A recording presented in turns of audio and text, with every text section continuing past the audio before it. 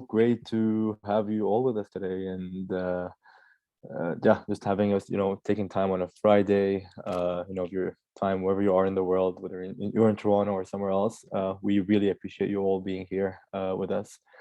My name is Munir, and I am the chapter co-lead for Techfugees Canada, alongside with Olivia, David, and my colleague Hiba Omar. We're all here with the team from Techfugees Lebanon and Louise from headquarters. We are really excited about this project and this initiative, and we are so grateful for all your time and your interest in kind of supporting this initiative that we've been working on and sharing your time. I mean, that's so precious.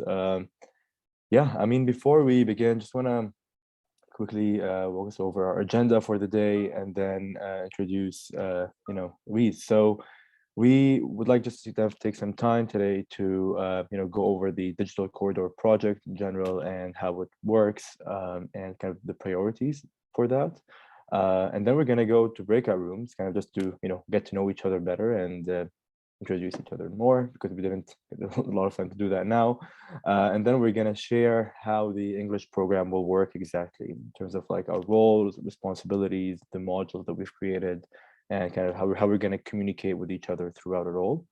And towards the end, we'll have about 10 minutes for Q&As. So I'd really encourage you to, kind of take note of any questions or any ideas that you kind of come across throughout the session, and we'll have more time to discuss that towards the end. Just a reminder that the session will be recorded. So in case like you missed any part of it or anything that you want, it will be theirs. And feel free to have your camera on and off, whichever you prefer. And I would like now to introduce my colleague, Louise, Global Community Officer at Techfugees. Louise, it's over to you. Thank you, Munir, and welcome everybody. I'll take just a few minutes to introduce Techfugees and the work that we do more generally before handing it over to Harut, who is based in Lebanon, to give more context about Lebanon. For those of you who don't know Techfugees, we're an international nonprofit, which is volunteer-led. So most of the persons that have been organizing this meeting and this program are volunteers as well from all over the world. And our role is to think about what technology can do in the humanitarian settings, and especially in the forced displacement context. So we have different kinds of activities.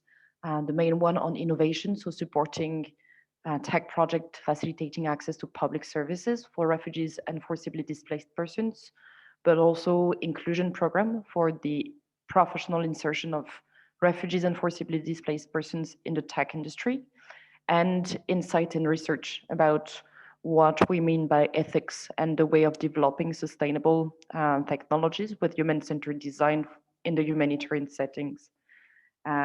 We have 8 chapters which are volunteer-led, including one in Canada and one in Lebanon. It is the chapters and the volunteers on the ground who defined what focus they want to have. And the team in Lebanon has been focusing on how technology can support access to employment for refugees in Lebanon. So I'll give the mic to Harut, who has been on board since 2019 and the very start of Techfugees Lebanon, to share some insights about the situation on the ground and the activities that we have there and where we started this program. Thank you.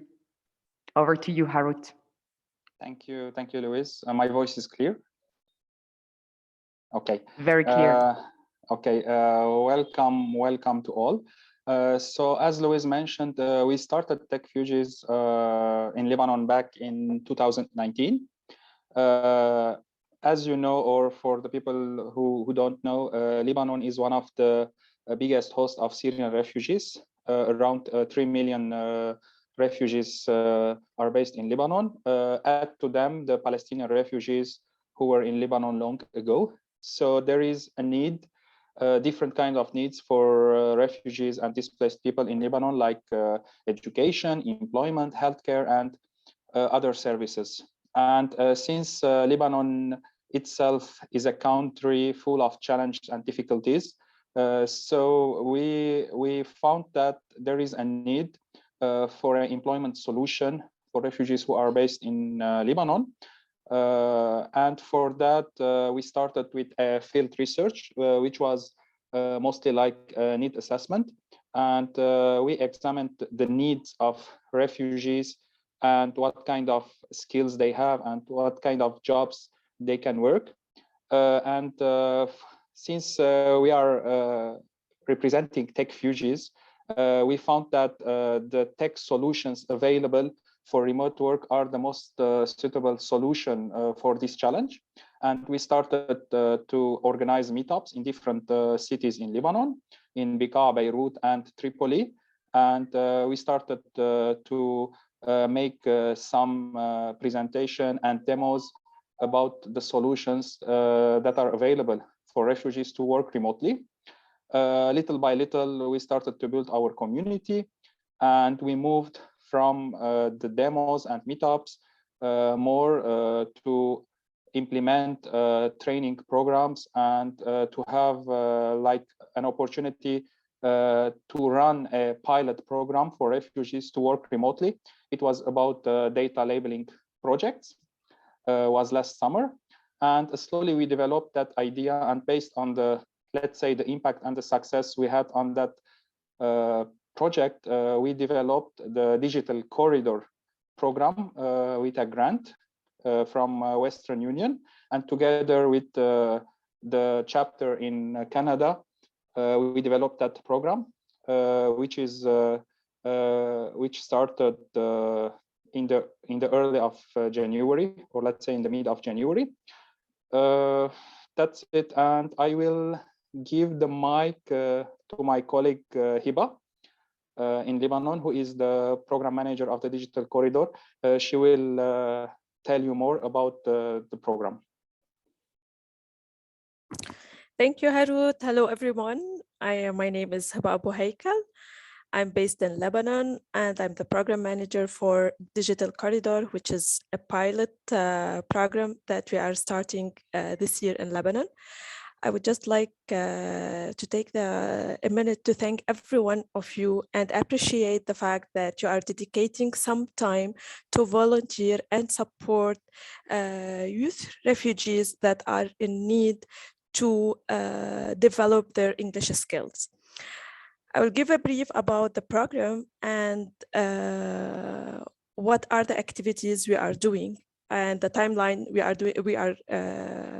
going through before we go to the breakout rooms. So mainly our program started on January the 3rd. We are working with 30 participants, mainly only refugees. Our target was to work with refugees, Syrian, Palestinians, or Iraqis, but the 30 participants that were chosen were only Syrian, and we are working in 3 regions in Lebanon, which is Bekaa, Beirut, and Tripoli. Our courses are, the objective of our courses is to upskill the participants. And our program, which is the Digital Corridor, is divided into 2 phases. The first phase, which is we are practicing right now, which is the remote work and dedicated for 30 persons in Lebanon. The other phase is the resettlement for 5 persons to Canada. And what we mainly do is providing soft and Louis? I'm sorry, I'm having trouble. It's okay. Just one second. Whenever I try to go and message in the chat, it ends up exiting the screen. So sorry, Hiba, go ahead. It's fine. I can continue. No worries. So mainly we are providing soft and hard marketable skills for refugee youth to get access to decent tech job opportunities and income generating opportunities. What Techfugees are providing right now is a proper digital working environment with donations of IT devices. We already donated 30 laptops to 30 participants in addition to headsets, and now we are studying the possibility to distribute also solar chargers because Lebanon is having difficulties with electricity. And with no doubt also we are supporting the internet connection. Also, we are opening doors and creating connections with tech corporates and other nonprofits, facilitating working opportunities. What we also do is transfer direct targeted role description and opportunities for remote work and professional resettlement of tech talents from crisis-affected countries. In the second phase, and mainly this is what we are working on, is to facilitate administrative process with our partners, Talent Beyond Boundaries, to get working visas to resettle to Canada to 5 persons that they are qualified as programmers and soft engineers.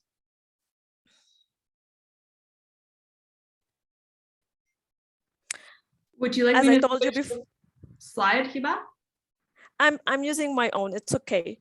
It's totally fine. Just let me know when you switch, okay? Because I'm having trouble looking at both for some reason. I'm not sure.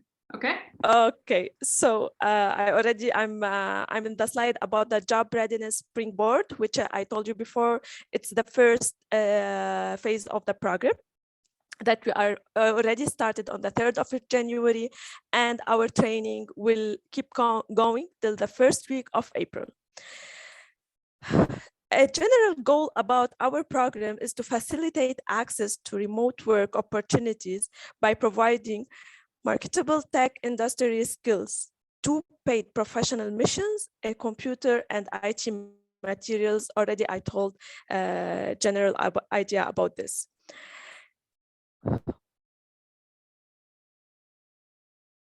Regarding our activities, the main focus is data labeling, English, soft and IT skills, and the program is taking 3 days per week, mostly the whole day from 9:30 till 3:30.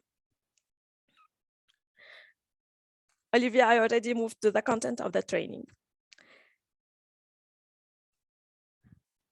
So on Monday and Wednesday, our training is about data labeling, which is half days. The whole model is taking place in collaboration with the humans in the loop on a dedicated e-training platform with a theory and practice. Each participant is having personal login to join the courses online. NAMAL, and we are so happy to have Lauren from NAMAL. Now they are managing the communication and soft skills that is taught remotely in subgroups across 3 cities in Lebanon, where our participants are learning about remote work practices, tools, and attitude. Our partner also, ANERA, are managing the IT skills course, which is provided and dedicated. We have dedicated trainers on site and through online certificates. The content is adapted to the participant following the entry test level and oriented toward professional situation. And I would like to mention that also our participants started the Google Professional Certificates from this month, which is amazing because they are developing their skills rapidly. Olivia, I moved to the English. And I'm gonna give some focus on the English. Also, ANERA is our partner that they are managing the English course according to the to an entry test and deciding the levels of the participants. But after 1 month of this course, our participants, because they have a will to develop their English skill, asked to practice more. And that's why the idea of having this volunteering program was developed. What are we expecting from the English Tandem Program? That we are planning to have it for 10 weeks. First of all, the participants are willing to improve their spoken English to a level that is comfortable to conduct a personal interview.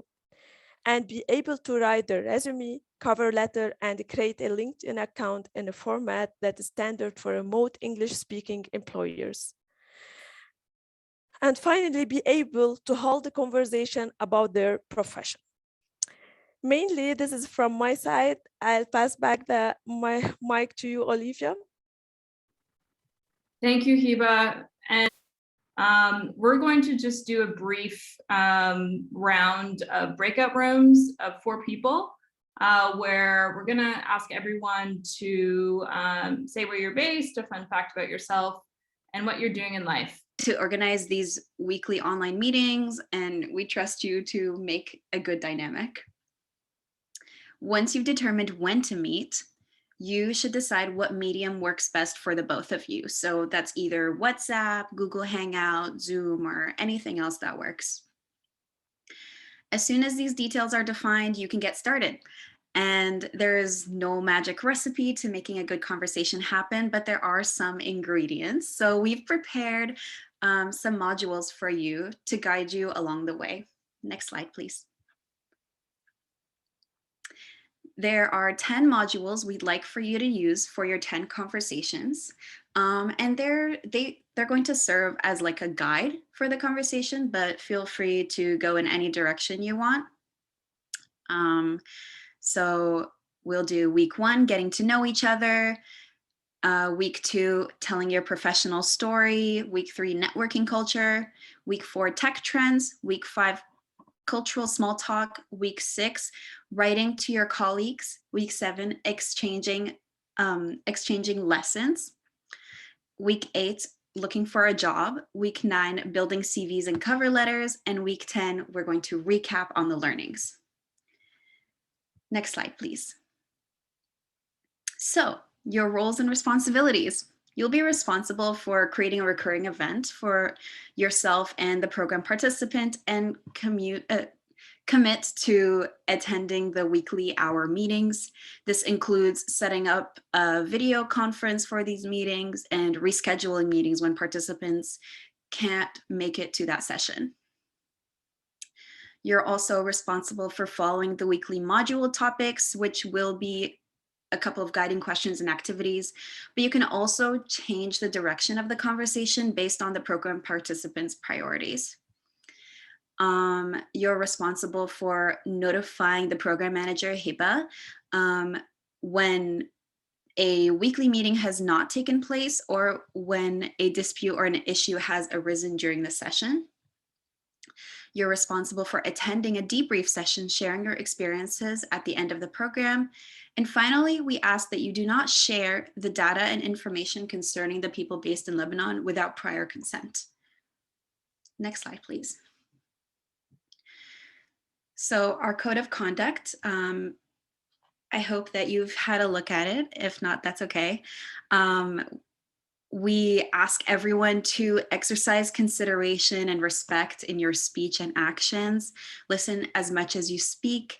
Make an effort to understand and learn from people who come from different contexts. Avoid making assumptions.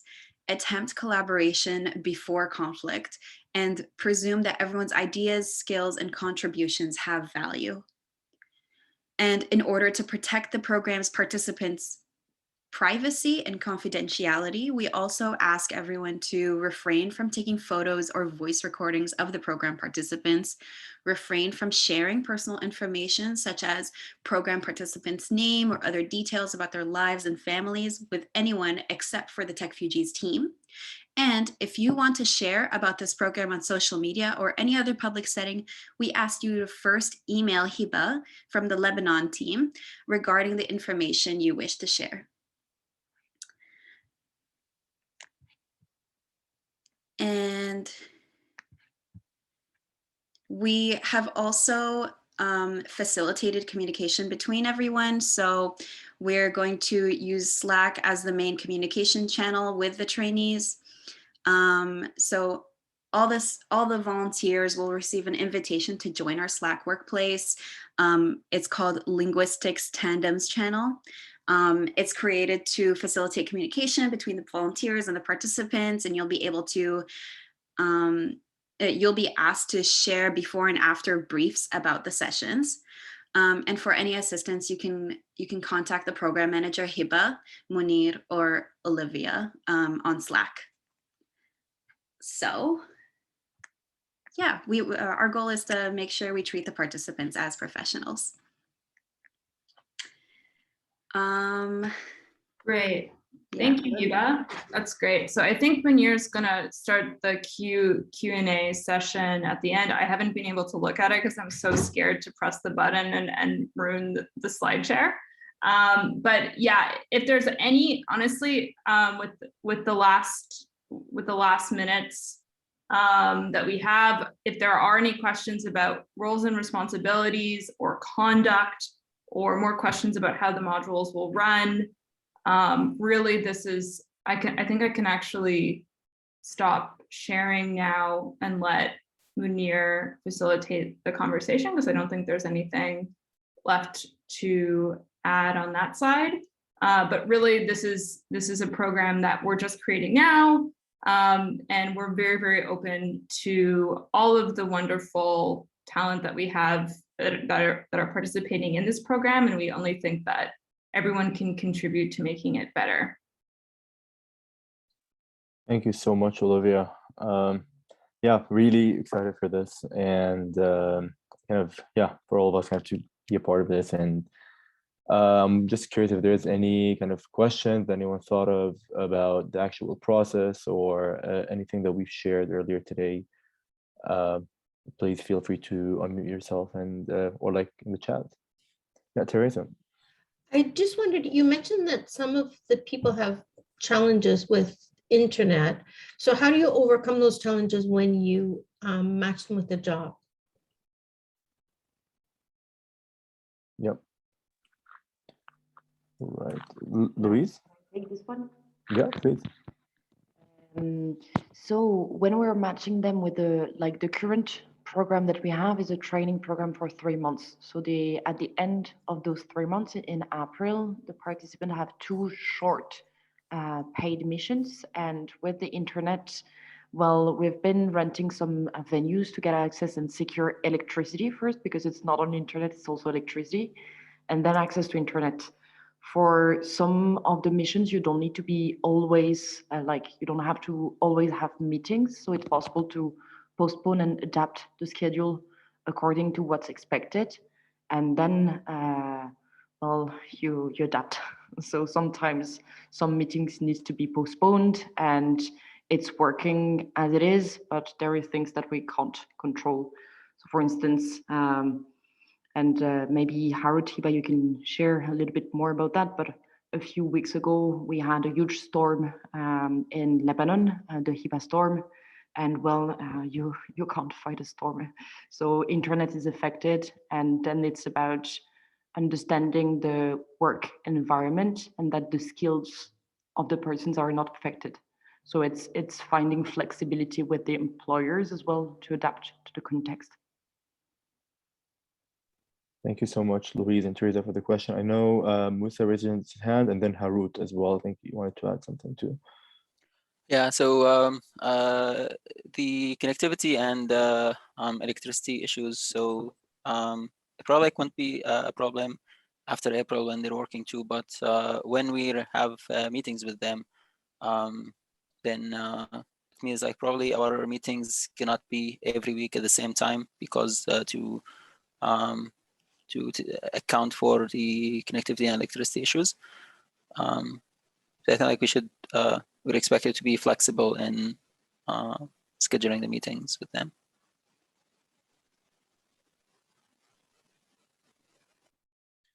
Thanks, Musa. Harut.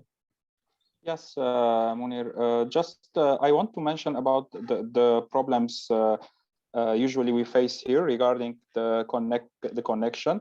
As Louise mentioned, it usually bad weather condition, but I think by the time maybe beginning of March, the weather will be better. Apart from that, there is the electricity problem, which is huge especially in some areas like Tripoli and Pika. I think we can coordinate with the participants and find the best time that will suit them and suit their language partners or peers. But it's something we can solve it. I mean, it's still a challenge, but we can find a solution for that. Thank you so much, Harut. And Olivia, I know you shared a bit like in the chat. You would recommend having 2 time slots when people are free. I think that would be totally very helpful. Thank you. Harut, is there anything else you wanted to add? Or? Okay. No, just this. Got it. Awesome. About the. Thank you, Olivia. I don't have a question. I just have an elaboration on the matching. So the way that people will be matched is we've done an assessment of people's tech skill level as well as their training within ESL teaching, as well if whether or not they're Arabic speakers, and then also their scheduling availabilities. So we're using that information and pairing it with program participants in Lebanon with their English level as well as their scheduling availabilities. So people who have lower levels of English will be paired with volunteers who have actual ESL training experience or teaching experience. So there is some consideration going into how matching is happening. I also just wanted to raise, because on the survey, I wasn't sure if it was a poor survey design question or if there was actual issues, because I know a few people actually indicated that they didn't consent to the code and conduct. Did anyone here, if anyone here wants to raise any issues with it or wants to message privately about that, feel free to do so. As well, for the roles and responsibilities, I think there was one person who mentioned that they would have trouble setting up their own Zoom or Google Meeting account. So if there are any difficulties in terms of facilitating how you're meeting, really don't hesitate to reach out for that as well. Thank you so much, Olivia. I'm going to share the link in the chat as well to the code of conduct in case anyone would like to go over it again.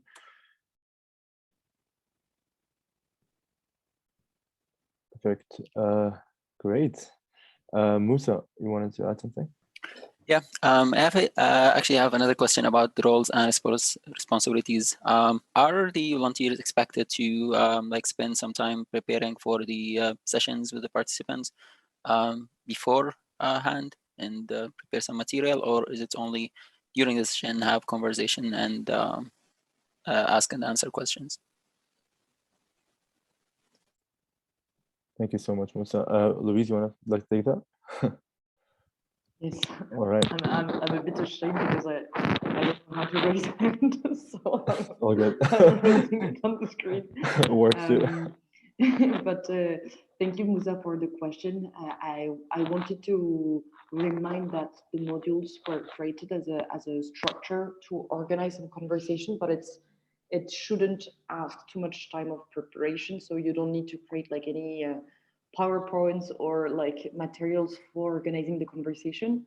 The goal is really to speak. So the objective is to speak and practice overall speaking, but from our experience being like volunteers in linguistic programs or like teaching as well some mother tongues, sometimes people feel more comfortable when there's a structure, so they can rely on the question to animate the conversation and not to just look at the other in the eyes and not knowing what to say. So what we recommend is really looking at the modules beforehand. The modules will be also shared with the persons in Lebanon, so they have like the same structure, and it helps to find topics, so like kind of pretext for discussions in the professional sector. And what you will see in the modules that we'll share afterwards with you is that there are also some exercises that you can help with and that will be very useful for professional insertion including LinkedIn profiles, for instance. If you do have a LinkedIn profile, which I think most of you have, we have a lot of participants who don't have one. So just thinking about some exercises or like some topics of discussion using LinkedIn profiles or other suggestions made in the module can help to structure, but no preparation. Just have a look at the modules first. Thank you so much, Louise. That's so important. Olivia, yeah. Yeah, I know. I might also add, like, I would go over them together and think about what specifically the person's objectives are in terms of what they want to practice. And I'm going to attempt to share my screen, everyone, again, one more time, just to give an example. Let's see if it works. So like, for instance, for week 1, it really is just focused on conversation. You would not have to prepare for this necessarily. Like, you're just learning from one another about like who you are, what your job is, really like based on modules, what you want to focus on. And we'll be sharing this with you soon. Exercise 2, if you want to, spending 10 minutes around like what you've learned about one another, you can take that, you can leave it, depends on what you want to do. The telling the professional story one, just as one other example, that's basically walking reverse chronological order through your CV and telling a little story about what that job was like, or what that educational experience was like for you. And you're allowed to kind of ask each other questions about, you know, if you liked your boss or not, or things like this. And then a component of it could be actually like doing a little bit of a feedback session around improving LinkedIn profiles. There's a lot of program participants that have very good ones, certainly way better than mine, I'll tell you that. So I think there's also space for mutual feedback. And I think that's also another really important point, is like this is a learning space for everyone. Thank you so much, Olivia. That's so important. And yeah, I mean, I just would like to add also, like, for like in some of the modules, I think another area we wanted to touch on is in a way like kind of culture, and like, because a lot of folks will be applying potentially to remote jobs.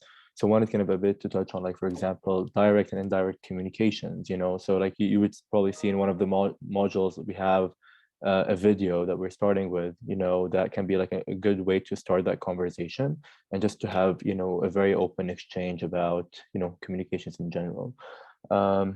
Yeah, Breedy, I think you had a question. Okay, it's Bridie. Bridie, sorry. Yeah, it's okay, no problem. I'm just wondering about the participants. Will we have, or will they have prepared a little introduction for us so that we get to know them, or we know a little bit about them before we actually meet them?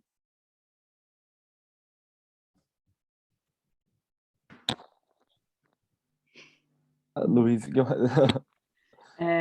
Thank you, Bridie. Good suggestions. So what we've done in the past is that we've asked linguistic tandems and participants to share a small paragraph or like LinkedIn profile so that we could facilitate the introduction. So I think maybe what we can do is, as we're going to introduce the person to you on Wednesday, you can share a small introduction and the person will answer by email with a small introduction about themselves to facilitate the conversation first. Do you think that would be but a great suggestion? Thanks. Yeah, just to get the conversation going.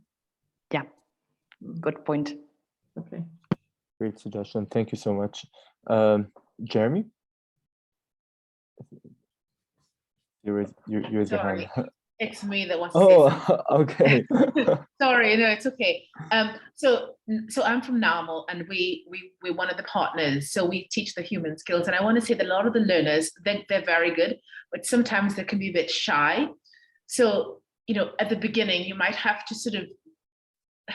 you might be tempted to talk a lot, but kind of give them the space, because they can be reticent to begin, but they're great, and they're all really interesting and have great stories and really cool. So just really try not to be tempted to talk, because there might be some silence in the beginning when they feel a bit shy, and so just sort of and relax and enjoy them, but just give them the time.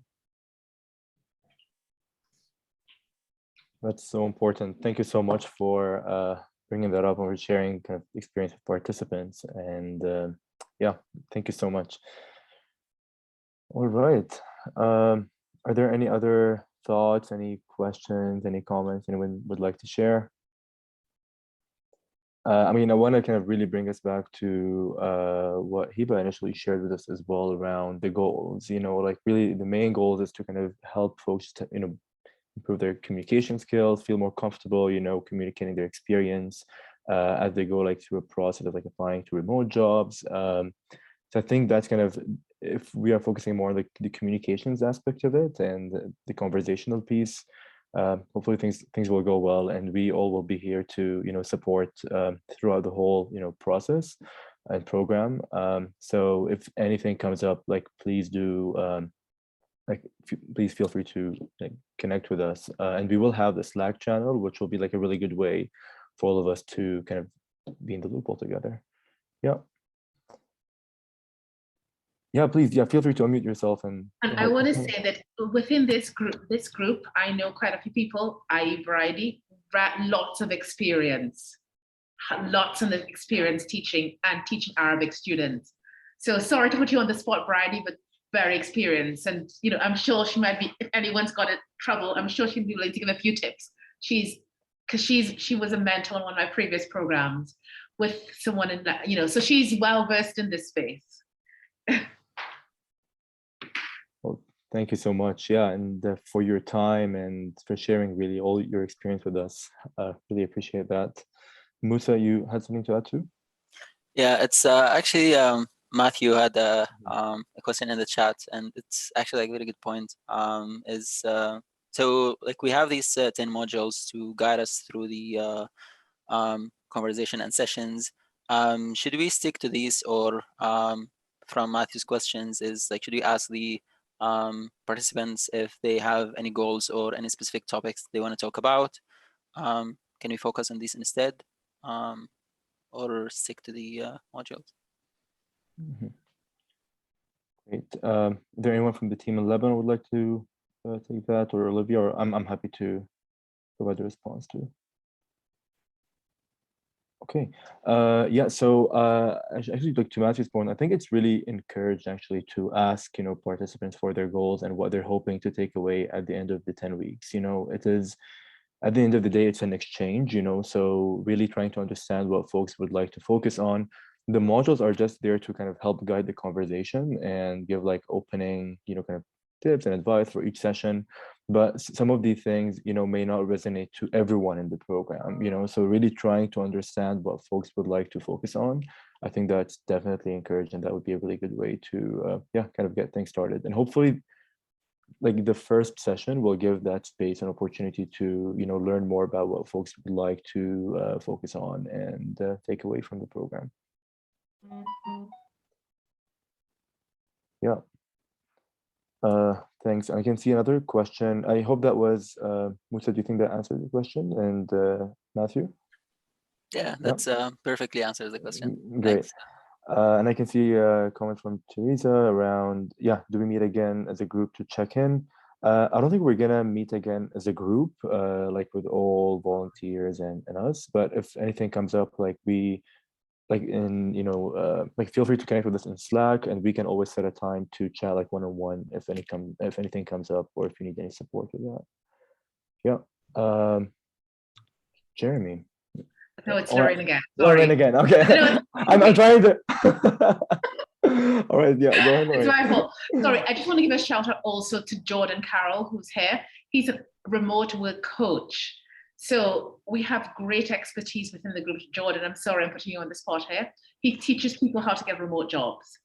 So, certainly a very good resource for all of us. Sorry, Jordan, I'm putting you on the spot there. But just someone that I know really well within my network. And again, who supported the NAML's program in the past, giving a session for our previous cohort on how to find a remote job.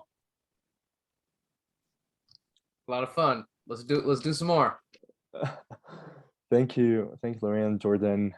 Yeah, really, everyone, for all your time. I'm mindful that we actually have about 5 minutes left in our call today, and to Olivia to share in the chat, like, would it be okay if we all can take a group photo in Zoom, like basically a screenshot these days? But if everyone is comfortable with that, yeah, perfect. Okay, let's do this. Feel free to have your cameras on, off, whatever you prefer. I'm gonna on 1, 2, 3. All right. Maybe one more time. There was some One more delay. time. Okay. I'm okay. so glad you're doing this because I was trying to figure it out. I'm All right. so appreciating people that do like Zoom vaccine stuff. All right, let's do it again. Maybe like just share your favorite emoji then too, like when in. All right, 1, 2, 3. Perfect.